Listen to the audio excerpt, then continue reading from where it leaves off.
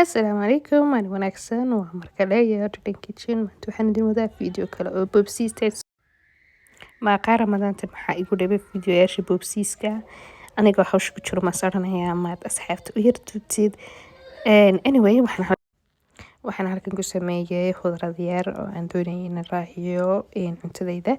Waxaan ku soo daray wax yar oo basal, carrot iyo cabbage. Intaas baan isku yar shiilay. Waxaan ku daray milix. wax kale oo maxay ahayd kuma darayo oo xawaashiya. Halkan waxaa ii yaala kalluunkaas oo waxaan soo marsaday xawaashidaydii,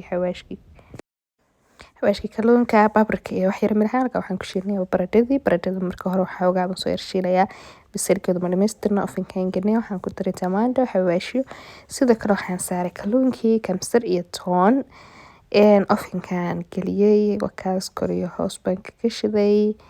Mashallah, udgoonkiisa, macaankiisa, dhadhankiisu cilad ma laha oo wax saliid lagu shiilay maaha. Wax weeyaan wax ofinka la geliyay la tijaabiyay. Halkaasna waxaa ku dhan muuqaalkii. Halkaasna waxaan ku diyaarsaday khudradii lagu cunayay.